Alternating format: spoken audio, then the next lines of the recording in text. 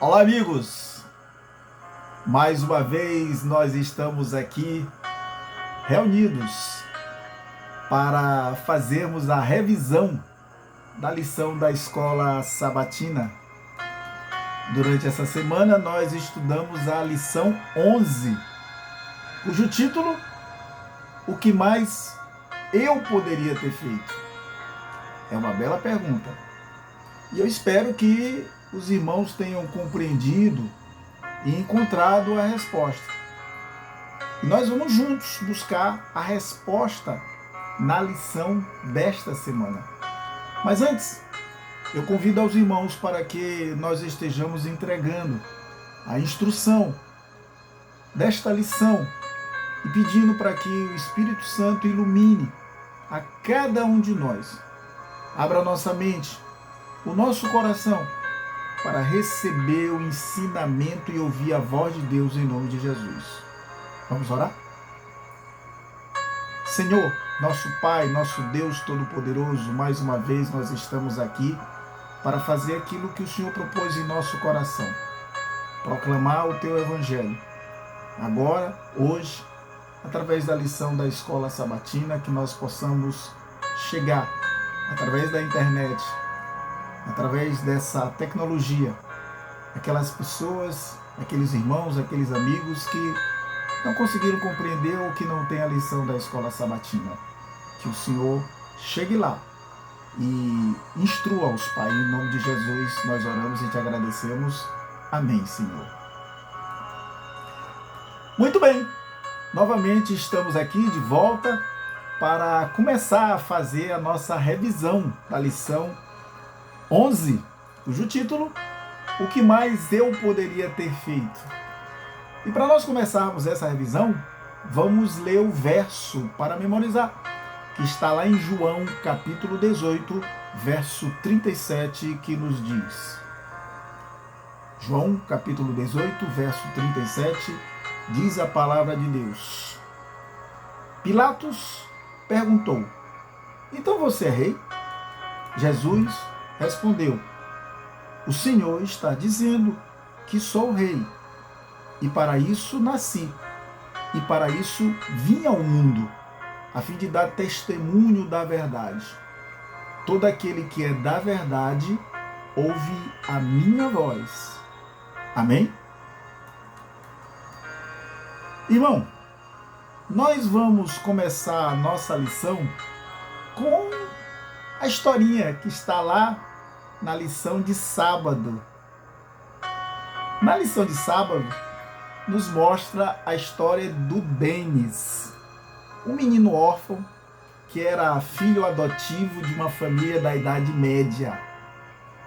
O Denis odiava o rei daquela região, porque quando os seus pais ficaram doentes, o rei ou os soldados do rei levaram o Denis embora, separando ele dos pais. E Denis nunca mais os viu. Depois de algum tempo, Denis descobriu que, na verdade, o rei havia separado ele dos pais para salvar Denis de todos os horrores da peste negra.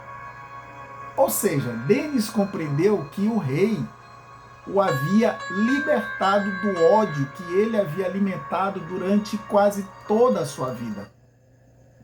Aquele rei sempre agiu por amor ao seu povo. Olha que história interessante.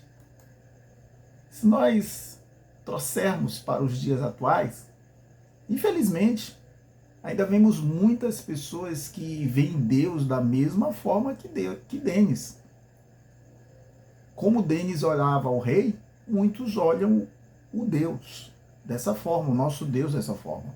Ou seja, o mal que as pessoas testemunharam, ou testemunham, ou experimentaram, ou experimentam, os levam a odiar ou rejeitar a Deus. Alguns chegam até a questionar: onde está o Senhor quando há sofrimento? Se Deus é bom, por que existe tanto mal? Irmãos, o que nós estamos estudando durante esse trimestre é que o conflito cósmico nos ajuda a compreender melhor essa questão crucial. Mas várias questões ou vários questionamentos permanecem abertos. Mas podemos ter uma certeza. Ao olharmos para Jesus na cruz, por meio dele, podemos perceber que podemos confiar em Deus, mesmo com todas as perguntas que permanecem sem respostas, por enquanto. Na lição desta semana, somos convidados a reconhecer e a proclamar a justiça de Deus e suas intenções amorosas para com o seu povo. A lição desta semana nos enfatizou 3 pontos principais que vamos revisar com vocês. O primeiro ponto: precisamos reconhecer a justiça de Deus. Irmãos, somos convidados a reconhecer que Deus é justo. E na parábola da vinha, a justiça de Deus é ilustrada por meio de símbolos e figuras de linguagem. Jesus contou essa parábola de maneira que os ouvintes pudessem reconhecer que as ações do dono de terra eram justas, ao contrário da insensatez dos lavradores. Segundo ponto, precisamos reconhecer as intenções amorosas de Deus. E no livro de Mateus, capítulo 21, dos versos 33 a 41, o público reconhece que o dono de terras fez de tudo o que podia pelo seu povo. Em Isaías, capítulo 5, verso 4, a pergunta é bem clara: que mais se podia fazer a minha vinha que eu não tenha feito? Nessa pergunta, o Senhor convida os ouvintes a reconhecer as intenções e ações amorosas que ele demonstra em favor do seu povo. Terceiro ponto: precisamos proclamar a justiça e as intenções amorosas de Deus. A Bíblia nos convida não apenas a reconhecer a justiça de Deus e suas ações amorosas, mas a proclamar que ele é perfeitamente justo e reto. No livro de Apocalipse, capítulo 15, verso 3, os santos proclamam: grandes e admiráveis são as tuas obras, Senhor Deus Todo-Poderoso. Justos e verdadeiros são os teus caminhos, ó Rei das Nações. Então, como podemos fazer a aplicação da lição 11? O que mais eu poderia ter feito para a nossa vida? Como podemos reconhecer e proclamar a justiça e as intenções amorosas de Deus em nossa vida diária e em nossas conversas sobre Ele? Amigos, precisamos reconhecer a justiça de Deus de acordo com as Escrituras. Nós, como criaturas imperfeitas e limitadas, não estamos em posição de julgar as ações de Deus. Somos convidados a reconhecer que Ele é justo. Em Romanos, capítulo 3, verso 26, Paulo afirma que o sangue de Cristo é uma demonstração da justiça de Deus, porque Ele, em sua paciência, não levou em consideração os pecados anteriormente cometidos. O sangue de Cristo mostra que Deus não apenas perdoa, mas também é justo. A parábola da vinha representa a justiça de Deus de maneira simbólica. Na sequência da narrativa da parábola, Jesus apresenta uma série de decisões sensatas tomadas pelos proprietários da vinha em resposta às atitudes injustificadas dos lavradores, os quais haviam arrendado a vinha. No entanto, foi absurdo que os lavradores maltrataram os servos de modo violento 2 vezes e até chegaram a matar um deles. Era plausível, no entanto, que o dono de terras enviasse seu filho, esperando que os lavradores o respeitassem. Mas, numa reação ainda mais insensata, os lavradores também mataram insanamente o filho para se apoderarem da herança. Jesus contou essa parábola de maneira que o público pudesse acompanhar e gradualmente reconhecer que as ações do dono de terra eram justas, ao contrário da insensatez dos lavradores. Quando Jesus perguntou: "Quando, pois, vier o dono da vinha, que fará aqueles lavradores?" E os seus ouvintes responderam: "Fará perecer horrivelmente aqueles malvados e arrendará a vinha a outros lavradores, que lhes entregarão os frutos no tempo certo." Está lá em Mateus, capítulo 21, verso 40 e 41. O público que ouviu a parábola entendeu que o proprietário fez tudo o que podia. Ficou claro para todos que ele agiu de maneira justa ao lidar com os lavradores. E por isso, quando chegou a hora, todos os consideraram justo ao punir os lavradores maus, como era de se esperar. Amigos, uma vez que essa parábola utiliza imagens simbólicas para ilustrar a justiça de Deus, concluímos que ele não é apenas justo, mas é reconhecido como justo. Precisamos reconhecer as intenções amorosas de Deus. Na parábola da vinha, contada por Jesus, em Mateus capítulo 21, dos versos 33 a 41, a conclusão dos ouvintes revela que eles reconheceram que o dono de terras havia feito tudo o que podia antes de executar o juízo.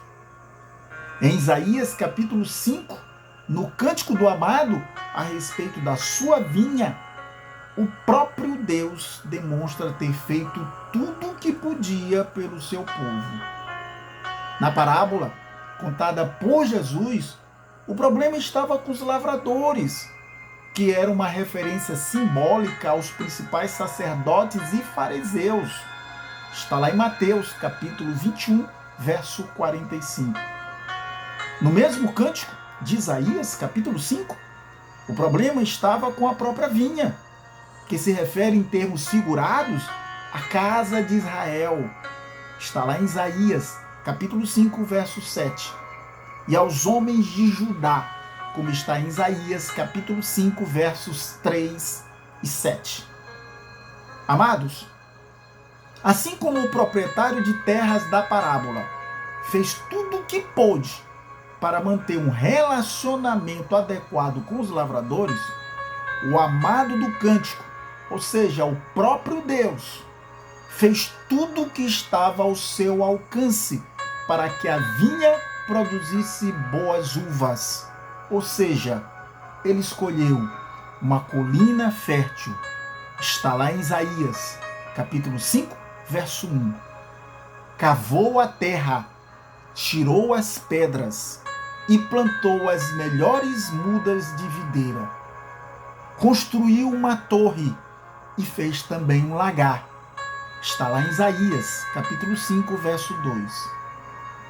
Todas essas ações preparatórias foram realizadas com a expectativa positiva de que a vinha desse uvas boas. Mas infelizmente deu uvas bravas. Está lá em Isaías, capítulo 5, verso 2. Em outras palavras, Deus esperava retidão entre o seu povo, mas o que ele viu foi opressão. Procurou por justiça, mas o que ele ouviu foi um clamor por causa da injustiça. Está lá em Isaías, capítulo 5, verso 7. Amigos, precisamos proclamar a justiça e as intenções amorosas de Deus. A Bíblia não apenas nos convida a reconhecer a justiça de Deus e as suas intenções amorosas para com seu povo. Também devemos proclamar aquilo que reconhecemos em Deus. Por exemplo, encontramos esse tipo de proclamação cantada pelos santos no Apocalipse. Grandes e admiráveis são as tuas obras, Senhor, Deus Todo-Poderoso. Justos e verdadeiros são os teus caminhos, ó Rei das Nações. Está lá em Apocalipse, capítulo 15, verso 3. Na mesma forma, em Apocalipse, capítulo 19, verso 2, uma grande multidão no céu diz em alta voz: verdadeiros e justos são os teus juízos, pois julgou a grande prostituta que corrompia a terra com a sua prostituição, e das mãos dela vingou o sangue dos servos. Amém? Qual é a aplicação da lição desta semana para a nossa vida? O livro de Romanos, no capítulo 3, verso 26, destaca que Deus não é apenas justo, mas também pretende mostrar ou provar que Deus é justo. Amém? Irmãos, que cada um de nós tenha entendido, compreendido, aceitado o grande sacrifício que o nosso Deus Todo-Poderoso fez por cada um de nós, quando deu seu único filho em sacrifício pelo pecado de cada um de nós. Maior manifestação de amor não há. Tudo que Deus poderia ter feito por cada um de nós foi feito e ainda é feito até hoje. Glórias a Deus. Vamos orar? Senhor, muito obrigado. Muito obrigado porque eu tenho e cada um de nós temos a certeza de que tudo que o Senhor podia ter feito, o Senhor o fez. O maior sacrifício foi ter entregue Jesus, seu único filho, para em sacrifício de cada um de nós ser morto e crucificado. E eu te agradeço, nós te agradecemos em nome de Jesus, porque o Senhor nunca desistiu de cada um de nós. Muito obrigado pela lição dessa semana. Muito obrigado pelo Senhor ter possibilitado eu ter entendido a tua mensagem, a tua lição. E permita que na próxima semana eu esteja novamente aqui para proclamar a tua mensagem, fazer a revisão da escola sabatina para esses e mais outras pessoas que estarão ouvindo em nome de Jesus. Muito obrigado e nos abençoe em nome de Jesus. Amém. Irmãos, aqui nós encerramos mais uma revisão e esperamos encontrar cada um de vocês e mais pessoas ainda, na próxima semana. E não esqueçam de enviar esse vídeo para mais e mais pessoas em nome de Jesus. Amém e amém.